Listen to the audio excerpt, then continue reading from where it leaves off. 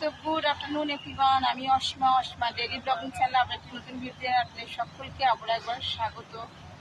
তো কালকে পেনিকিলার খেয়ে আমি আজকে একটু দাঁড়িয়ে আছি। এখন দেখতেই পাচ্ছেন আমি আবারও চলে এসেছি মিশন হসপিটাল। আপনাদেরকে বলেছিলাম মাকে তো আমি কবিগুরুর ওখানে যে মিশন হসপিটালের যে ব্রাঞ্চটা আছে সেখানে দেখিয়ে নিয়ে আসলাম।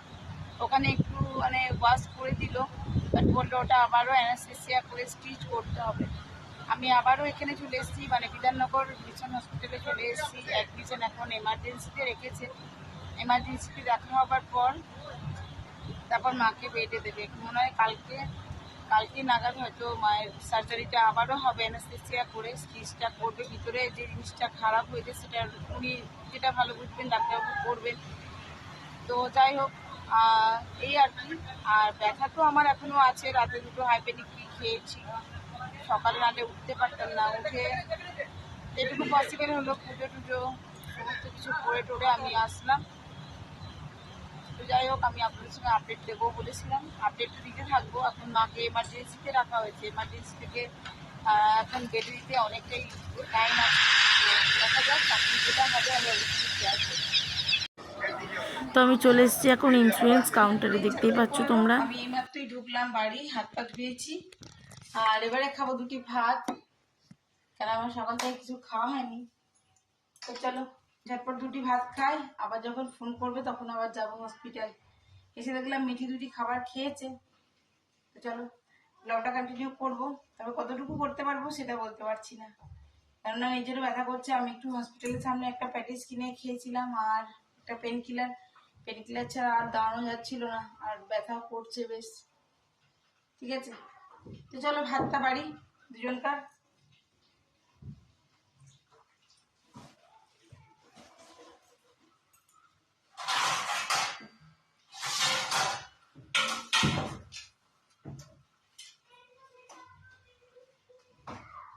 কি জল পড়ছে কিসে? হ্যাঁ গো, তবে পাম্পে এক ফোঁটা জল নাই না।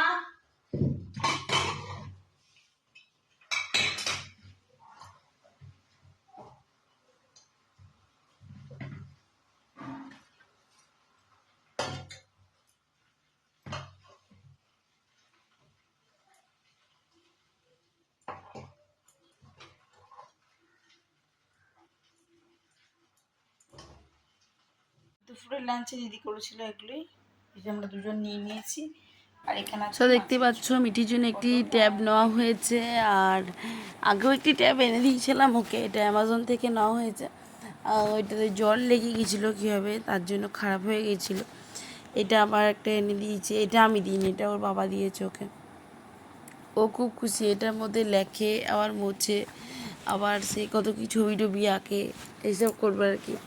তো ওই ট্যাবটা এসেছিলো সকালবেলাতে, এবার তখন তো আর সময় ছিল না, তখন হসপিটাল যাবার তাড়া ছিল, তো তাড়াহুড়ো করে আর কি ওরা রেখে দিয়ে চলে গেছিলাম। এখন দেখে দেখো ভিডিওটা যেটা করছে, কে করছে বলতো, মিঠি করছে। এই খুব খুশি আর কি ট্যাবটা দেখে। দিয়ে বলছে তুমি করো, তুমি আনবক্সিং করো, আমি তোমার ছবি তুলি। দিয়ে এই ভিডিওটা করছিল আর কি। দিয়ে ট্যাবটা পেয়ে তো খুব খুশি, খুব লেখাপত্র হচ্ছে, ছবি আঁকা হচ্ছে, এই আর কি। তোমাদের সঙ্গে তাই একটুখানি শেয়ার করলাম। হ্যাঁ, যতই যাই হোক আর কি, ও ছোটো ছেলে তো অত কিছু তো বোঝে না। দিয়ে পরীক্ষা দিয়েছে, ভালোই পরীক্ষা হয়েছে আজকেও। তো একটা ট্যাব পেয়েছে আজকে পরীক্ষা দিয়ে, তো খুব খুশি আর কি। তো তোমাদের সঙ্গে শেয়ার করলাম। তো চলো দেখতে থাকো আর ব্লগটার সঙ্গে থাকো তোমরা। এখন ঘড়িতে 8:45, দাঁড়ান একবার দেখায়। আর এদিকে বেশ গুরুতর বৃষ্টি, এদিকে এখন মিঠি পড়ছে পড়া। আর এদিকে এই যে, আর ওদিকে আমাদের রাতের ডিনার কমপ্লিট। তো চলুন রাতের ডিনারে আজকে কি কি হলো সেটুকু আপনাদের সঙ্গে একটু শেয়ার করি। আর এখানে এত বেশি বৃষ্টি পড়ছিল যে আমরা আর হসপিটাল যেতে পারিনি এসে পরে তারপর থেকে। তো এই যে করে দিয়েছে রুটি আমাদের তিনজনের মতন, ভাত আছে, বাট ভাত আর কেউই খাবে না, আমি ভরে রেখে দেবো ফ্রিজে। আর এখানে আমি ঘুগনি মটর ভিজিয়ে দিয়েছিলাম, তো করে দিয়েছে ঘুগনি। তো আমি খাবার আগে একটু গরম করে নেবো, তার জন্য এখানেই রেখে দিয়েছি। তো যাই হোক, আমার আজকের মতন একটা ছোট্ট ব্লগ বা ছোট্ট শেয়ার আপনারা বলতে পারেন আমি আপনাদের সঙ্গে করলাম। সবটুকুই করলাম। আর কালকে মাকে সন্ধ্যে 6:30 নাগাদ টাইম দিয়েছে, ওটি করবে, তার জন্য চলুন বাইরে বসি। তো কাল তো 6:30 অপারেশন আছে, তো আমরা সকালে একবার অবশ্যই যাব, তারপর দেখা যাক কি বলে। বাকি সমস্ত ফর্মালিটিস আমরা হসপিটালে করে এসেছিলাম, শুধুমাত্র বেডে শিফট করেছিল, এবার আবার 7th ফ্লোরে দিয়েছে। তো যাই হোক, বাকি সবটুকু আপনার সঙ্গে শেয়ার করব, সঙ্গে থাকবেন আর দেখতে থাকবেন প্রতিদিন ডে বাই ডে। তো যাই হোক, আমি আপনাদের সঙ্গে অবশ্যই ডে বাই ডে ব্লগটা শেয়ার করতে থাকবো আর আপনাদেরকে জানাতে থাকবো কি হলো না হলো। আপনাদেরকে বলেছিলাম কালকে আমি শেয়ার করবো। তো আমার ব্যথা তো করছে, আমার আর ডাক্তার দেখানো হলো না। যাই হোক, পেন কিলার খেয়ে খেয়ে যতটুকু করা যাচ্ছে আর কি আমি করছি। সকালে ভাবতে পারিনি যে অতক্ষণ সময় লেগে যাবে। আমরা যত মানে 11:30টার মধ্যে যেতে বলেছিল। তো কবিগুরুর ওখানে সিটি সেন্টারে যে মিশনটা আছে, ব্রাঞ্চটা আছে, সেই ব্রাঞ্চে নিয়ে গেছিলাম। ডাক্তার দেখার তো সঙ্গে সঙ্গে বলে দিল যে ওনাকে অ্যাডমিট করতে হবে। তো আমরা যে গাড়ি নিয়ে গেছিলাম ওনাকেই বললাম, দাদা আবার সঙ্গে সঙ্গে আমাদেরকে নিয়ে চলে গেলো ওই বিধাননগর মিশন হসপিটালে। সেখানে তো নিয়ে গিয়ে দেখলেন তো আপনি, আপনাদের সঙ্গে ওখানেও কিছুটা ক্লিপিং শেয়ার করেছি, দেখবেন। তবে সবটুকু আর শেয়ার করে হয়ে ওঠেনি, আসলে কাগজপত্র করা। তারপরে আজ আবার বেড ছিল না, এত বেশি ভিড় ছিল যে মিশন হসপিটালে, যে মানে অসম্ভব ভিড় ছিল আর কি।